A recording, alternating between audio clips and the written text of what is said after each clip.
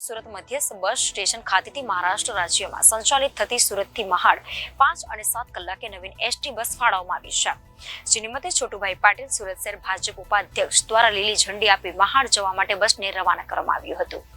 સુરતમાં વધુ એક બસ ફાળવવામાં આવી છે। હવે લોકોને મુસાફરી કરવી વધુ સરળ બનશે। સુરત મધ્યસ્થ બસ સ્ટેશન ખાતેથી મહારાષ્ટ્ર રાજ્યમાં સંચાલિત થતી સુરતથી મહાડ 5 અને 7 કલાકે નવી એસટી બસ ફાળવવામાં આવી છે। જે નિમિત્તે છોટુભાઈ પાટીલ સુરત શહેર ભાજપ ઉપાધ્યક્ષ દ્વારા લીલી ઝંડી આપી મહાડ જવા માટે બસને રવાના કરવામાં આવ્યું હતું।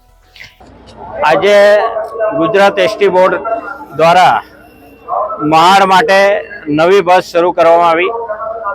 ટોટલ 4 બસો નવી મહાડ માટે આપવામાં આવી છે। મહાડના પ્રતિનિધિ મંડળો વર્ષોથી એમની માગણી હતી કે અમારે ત્યાં સારી બસો મળે અને એ ભાગરૂપે આજે એમને સારી બસ અને કાયમ ફૂલ જનારી બસ એટલે મહાડની બસ હોય છે। એટલે હું સૌ પ્રવાસીઓને શુભેચ્છા પાઠવું છું અને સૌને જાણ કરું છું કે જેને પણ કોઈને પ્રવાસ કરવો હોય તો સુરત મહાડ બસમાં પ્રવાસ કરે।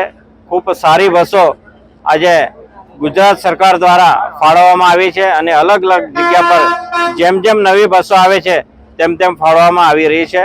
હું એસટી મહામંડળના સૌ ભાઈઓને અમારા ગુજ્જર સાહેબને બી અભિનંદન આપું છું કે હવે જ્યારે પણ ફોન કરીએ છીએ ત્યારે સુધારો કરીને નવી બસો ફાળવે છે, સારી બસો ફાળવે છે, માટે એમનો પણ ખૂબ ખૂબ આભાર માનું છું। Reporter Arvind Rathod, Janadesh news, Surat.